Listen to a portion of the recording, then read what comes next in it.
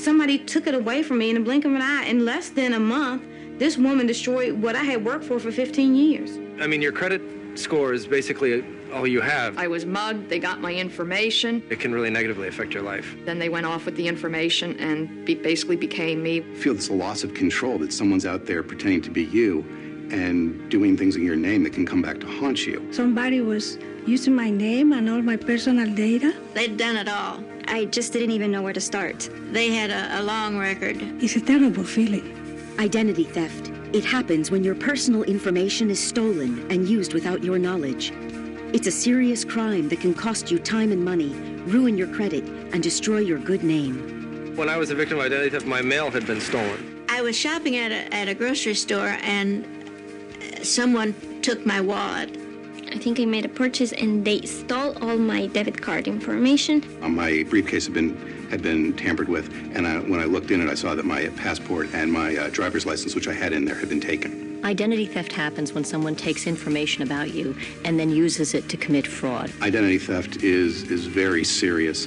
We know that identity fraud in its various forms has affected 10 million people in any given year. And what that means in dollars is that it's a loss to businesses of about $50 billion.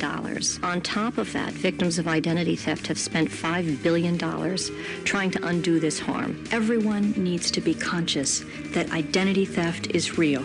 When you get news that your identity has been potentially stolen, it's sort of this open-ended problem that has occurred, and you don't know what's going to come of it. No one's immune, which isn't to say that we're powerless. There's a lot we can do to deter, detect, and defend ourselves. My identity was stolen when I was mugged. It is pretty traumatic, especially how it happened to me. They got my information and it happened. Then they went off with the information and basically became me when they went to charging items in stores. Identity thieves can only take advantage of you if you give them information or if they obtain information about you. So what you want to do is take steps to make it less likely that your information falls into the wrong hands. There are many ways that you can do that. And the first is to stop and look in your wallet. What are you carrying around? And if you lose your wallet, are you giving somebody else an opportunity to commit identity theft? So avoid carrying around any identification that has your social security number on it in your wallet, because that can be used very easily and efficiently by identity thieves. They could have your name, they could have your birth date, but if they don't have your social security number, they're not going to get very far. But all they really need is a social security number, and they can misspell your name and still get credit. The only place that social security card number should be is in your head and protected somewhere at home where you keep your other valuables. And if someone asks you to provide a social security number, ask them why they need it, how they're going to keep it, how they're going to safeguard it, because you don't want that number to fall into the wrong hands. I had an incident that I thought was a valid reason to give out information until they asked for my social security number. I went as far as the first 3 digits. I thought, gee, they don't need that. And then I hung up. This is a crime. You have to think when you're at home, protect your identity. Don't leave around your personal documents, your date of birth. Somebody could come into your home and have immediate access to that information. You also have to be careful about your trash. Now, a lot of people routinely receive things in the mail, maybe bank statements, credit card statements, or health insurance forms, and if they don't need them, they just throw them away in the trash. They shouldn't do that. Everyone should invest in a shredder. So before they dispose of these critical documents, you shred them. Identity thieves, don't worry about getting their hands dirty. They will go through your trash to retrieve these documents. They go where the information is. They'll steal your mail, they will steal your trash, they'll steal your wallet, and that's how they get information about you. Deter identity theft. Protect your social security number. Shred financial documents and paperwork with any personal information before you throw them out. Never give out personal information on the phone or internet unless you know who you are dealing with.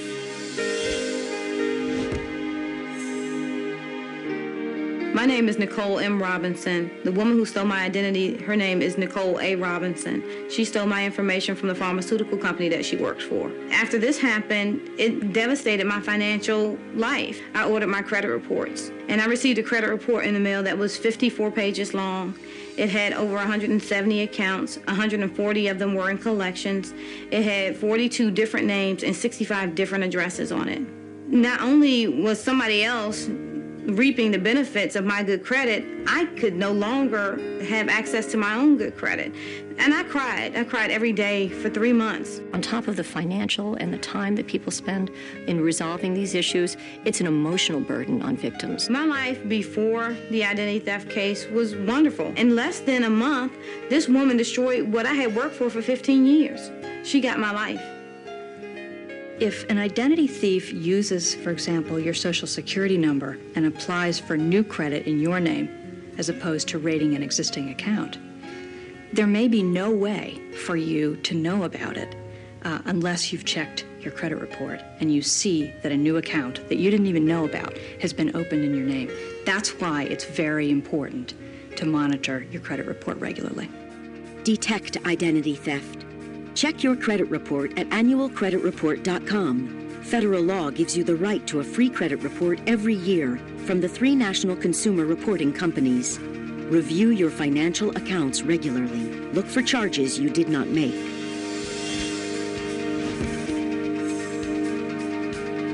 When someone realizes that they're a victim of identity theft, it's like getting a kick in the gut. You know, you feel paralyzed for a moment, but it's really essential for victims to move quickly and deliberately in starting to resolve the problems that arise from identity theft. I did what everybody knows to do, and that's call your credit card companies and cancel your credit cards. However, that's not enough. There was one major bit of information I did not have, and that was to call the 3 major credit bureaus. And I did not do that, and what happened was this person then went back. She was able to reopen the credit cards that I canceled.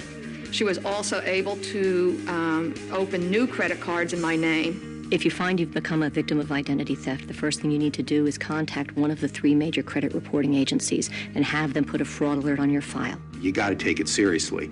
You even suspect it, you got to put fraud alerts on. You got to take the steps to protect yourself, and you got to inform yourself about what to do so that when it does happen to you, you can do it quickly because time is critical.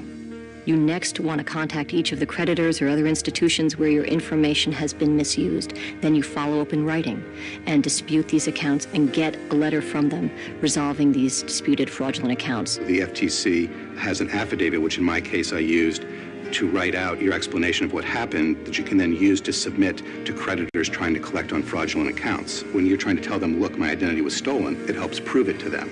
You next want to contact your local police department, report the crime, and get a copy of the police report. You should contact the police immediately because otherwise you have no proof that there was a crime. It's very important that you report it to the police because there are certain agencies that you need or we recommend that you contact, and they're probably going to refer you back to the police department to see if you have a police report or not. And finally, you need to contact the Federal Trade Commission online at ftc.gov/ID theft or call us toll-free at 877-ID theft to report this to us. Defend against identity theft. Call the 3 credit reporting companies and place a fraud alert on your credit report. Then ask for the free credit report you're entitled to. Close any accounts that you suspect have been tampered with or opened fraudulently. Start by calling the security or fraud department of each company, follow up in writing, and include copies of supporting documents. File a police report. Contact the FTC. Your information also helps law enforcement officials across the country to track down and stop ID thieves. Let's treat our personal information as we would our cash. Let's safeguard it, whether we're at home, whether it's in our purse or our wallet, or at our office. Your personal information is cash, and in the wrong hands, it can destroy your life. The FTC plays a central role in helping victims avoid and recover from identity theft. So we have developed substantial consumer education material that's available on our website at ftc.gov/ID theft. Identity theft is serious, but even if your identity has been stolen and there has been, fraudulent accounts opened in your name, you can defend yourself and get those resolved in your favor. There are times when you just do not want to finish and you just want to say, forget it, I can't do this anymore. But you have to find that way inside of you to just keep going because this is something that if you don't clear, it definitely affects the rest of your life. What I want is for us to create a culture of security for our personal information so that this crime in the future will be diminished greatly.